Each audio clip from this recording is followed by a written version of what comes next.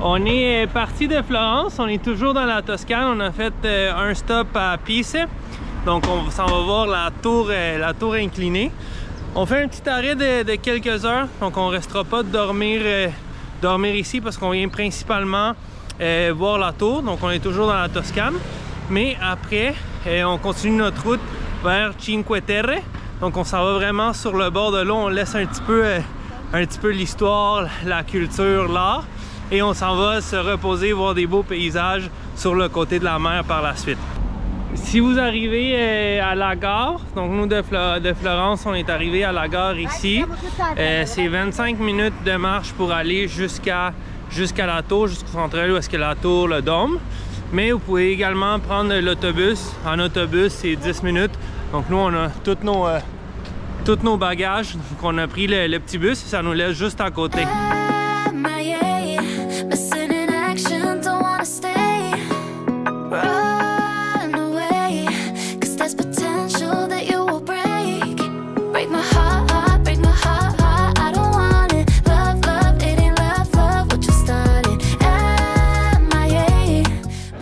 On a terminé de prendre les photos. Donc la tour, on peut la monter si on veut avec des billets pour aller voir de haut. Il paraît qu'on voit vraiment bien. Moi, j'ai déjà eu ma dose de vertige hier, donc nous, on la fera pas. On va aller manger dans un endroit proche d'ici et ensuite, on va reprendre la route pour s'en aller à La Spezia. C'est là qu'on va dormir pour visiter Cinque Terre dans les prochains jours.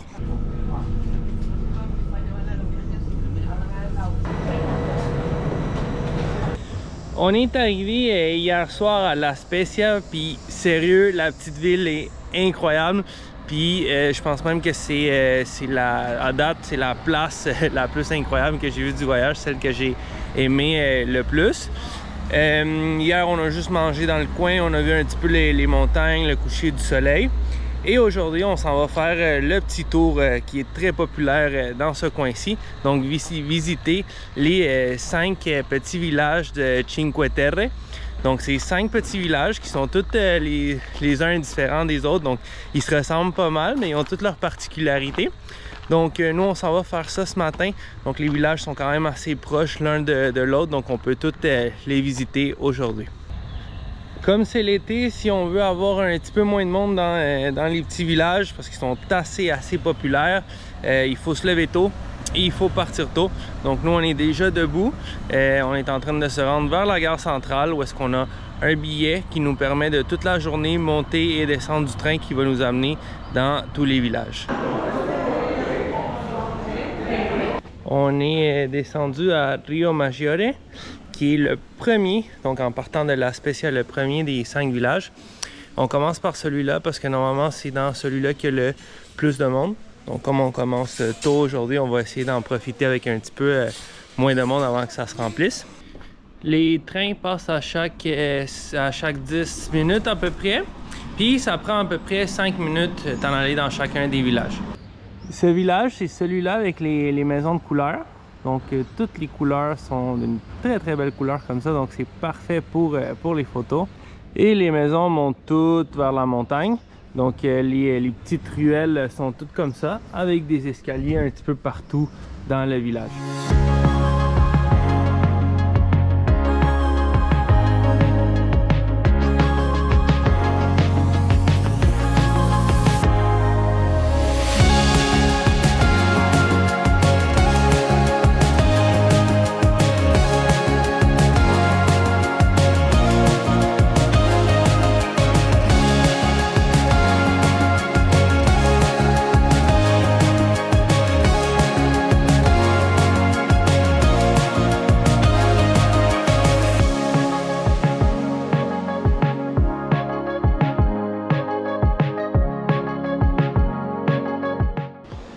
Regardez comment c'est beau les petites maisons de couleurs. Rio Maggiore, c'était un ancien petit village de pêcheurs. Et ici, on voit même du monde qui sont dans l'eau. Je sais qu'il y a quelques-uns des villages qui ont des petites plages pour se baigner. Mais ici, il y a du monde qui vont quand même dans l'eau à partir des roches.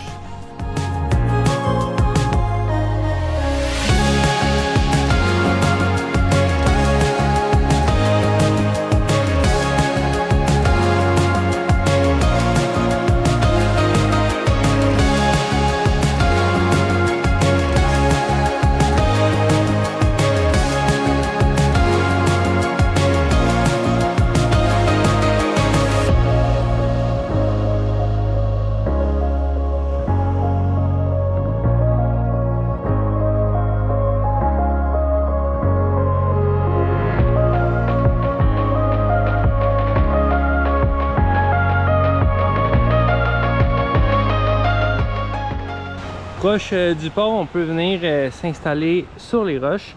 Et même, il y a plein de monde qui commence à s'installer pour commencer la baignade.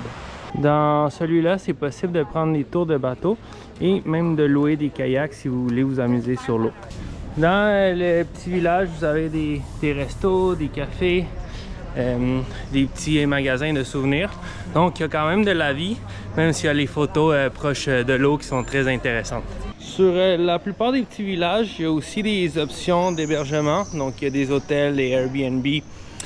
Nous, on a préféré rester dormir à La Spezia parce qu'on trouvait que c'était plus gros, donc il y avait plus de choses à faire, surtout pour quand on revient de la visite des villages. Puis les villages sont pas loin de La Spezia, donc on a préféré dormir là parce que de toute façon, pour venir les visiter, ça allait pas prendre trop de temps. Et il y a aussi des agences immobilières, donc si vous voulez rester pour toujours à Cinque Terre et vous aimez trop ça, vous avez l'option ici de venir acheter des petites maisons.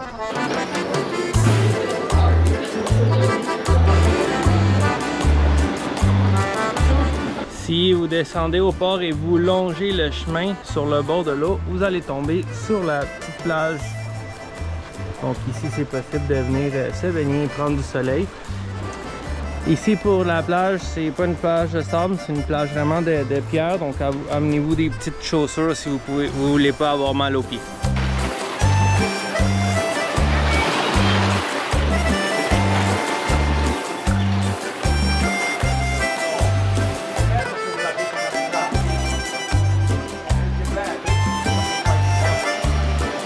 On est resté à peu près 2 heures, un petit peu moins que 2 heures dans ce village-ci. Et on part déjà pour le prochain. Encore une fois, mon conseil, essayez d'arriver tôt parce qu'à partir de 9 heures, on a vu qu'il y a beaucoup de monde qui sont arrivés. Donc si vous voulez prendre des photos tout seul avec la belle vue, essayez d'arriver tôt.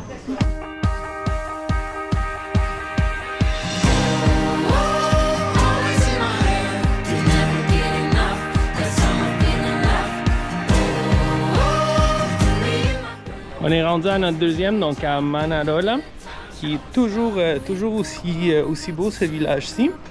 Et ça, c'est le plus ancien. Donc ça, c'est le premier des villages.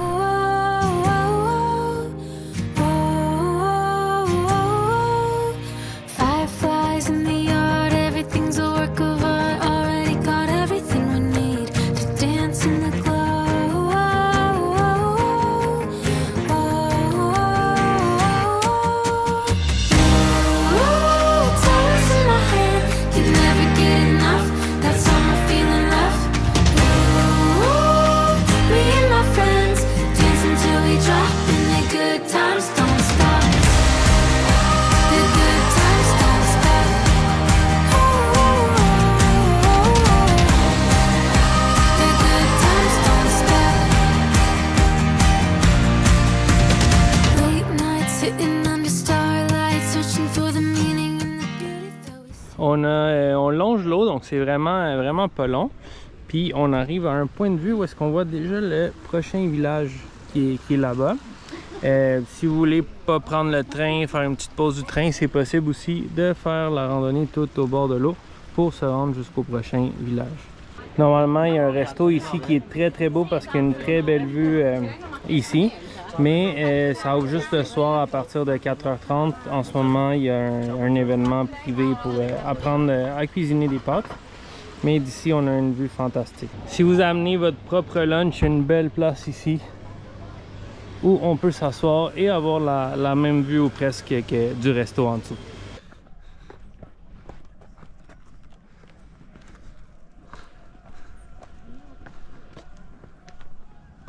Il y a un sentier qu'on vient de prendre, il y avait beaucoup de marches vers le haut, mais on est rendu dans un des plus hauts points. Donc on voit tout le long le village d'en haut. C'est vraiment nice. Et à partir d'ici en haut, il y a le chemin pour aller au prochain village, donc pour aller à Corniglia. Donc on monte tout là et normalement on continue tout le long de la montagne là-bas pour tourner. Là-bas, je ne sais pas si vous voyez des petites personnes qui sont en train de marcher. Donc, pour aller au prochain village, c'est à peu près, je pense, qu'entre 1h30 et 2 heures pour se rendre. Donc nous, on va continuer de prendre le train pour l'instant, mais il paraît que d'en haut, évidemment, on peut avoir des très belles vues de partout ici. On est de retour à la station de train. Et là, on s'en va vers le troisième village, donc vers Corniglia. On est arrivé à Corniglia, puis ici, c'est le seul des 5 villages parce qu'il faut tout de suite monter. Donc, il y a plus de 300 marches à monter parce que le village n'est pas situé sur le niveau de la mer. C'est vraiment un petit peu plus haut. Donc, on a l'option par là-bas de monter les marches et aller vers là. Donc, on vient de monter les marches. Puis je pense que celui-ci, c'est un des moins populaires à cause des marches justement parce qu'il faut quand même monter beaucoup. Mais d'ici, la vue est vraiment belle. On voit le village qu'on a fait tantôt.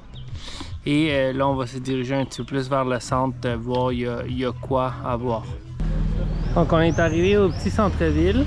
Puis il y a un arrêt d'autobus ici aussi qui peut vous amener jusqu'à la gare de train. Donc ici, c'est plein de petites rues. Oh, j'ai les oreilles bouchées encore. C'est plein de petites rues, comme des petites rues médiévales. Puis, comme je vous ai dit tantôt, il n'y a pas tant de monde dans celui-ci.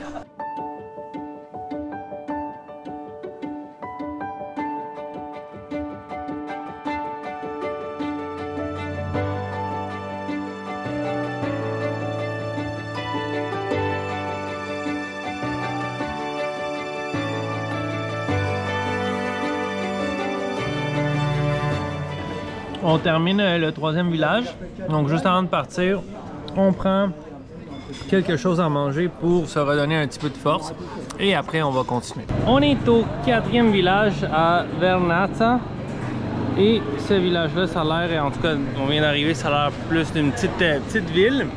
Ce village-là est vraiment cool, le port avec tous les petits restos sur le côté. Il y a même une plage gratuite pour s'étendre et rentrer dans l'eau ici et se baigner.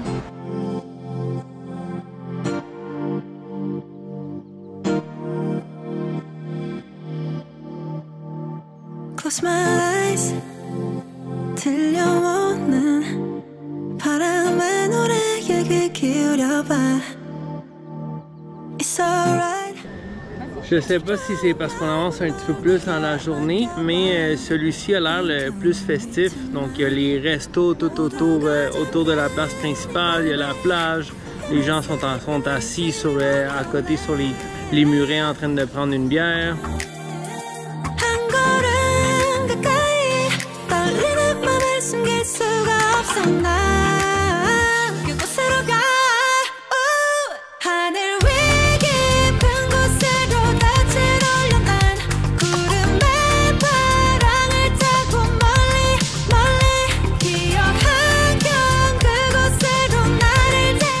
Demain et après-demain, il pleut, donc on a été chanceux dans un sens. Mais dans un autre sens, c'est quand même nuageux toute la journée. Puis normalement, la couleur de l'eau est super belle quand il fait soleil. Regardez juste un exemple ici. On peut voir tous les petits poissons à travers l'eau. Normalement, quand il fait soleil, ici, c'est un beau turquoise.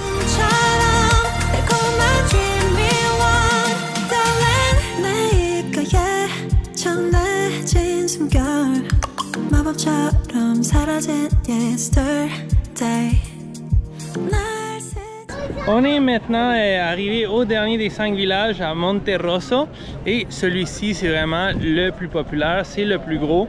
Ici il y a plusieurs hôtels aussi et il y a la plus grande plage. Donc dans le fond, dans les autres c'était des petites plages improvisées sur les roches et tout ça. Ici il y a une vraie plage. Je pense que les privés, il faut payer pour avoir accès. Et on la reconnaît par ces parasols comme ça, ces parasols orange. Normalement, quand il y a du soleil, ils sont tous ouverts. Finalement, il y a des bouts de plage qui sont payants ou qui appartiennent à des hôtels. Et il y a d'autres bouts comme ça où est-ce qu'on peut installer notre serviette. Donc nous, on va profiter de ça. On va se reposer ici. On va rester ici un petit peu plus longtemps. Aller dans l'eau, nager un petit peu. Et après ça, revenir à La Spezia.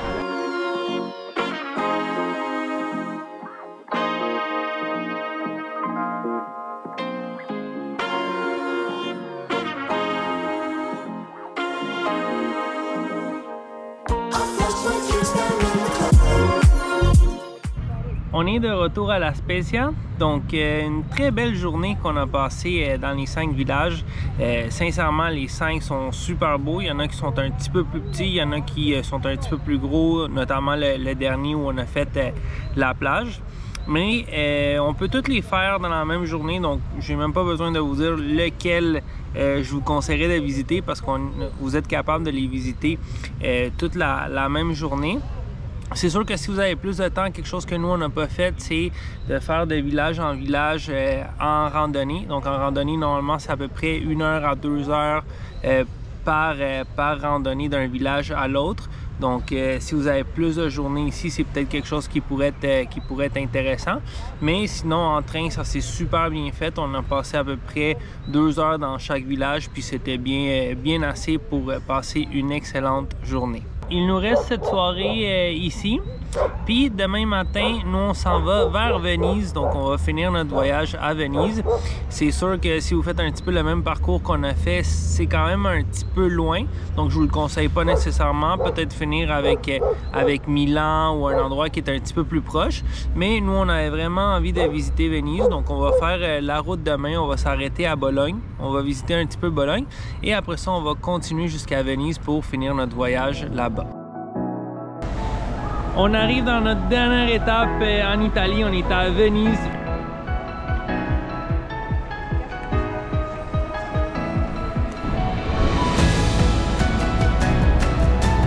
Pour visiter Venise sur l'eau, il y a plusieurs options. Une des options, c'est de prendre les bateaux avec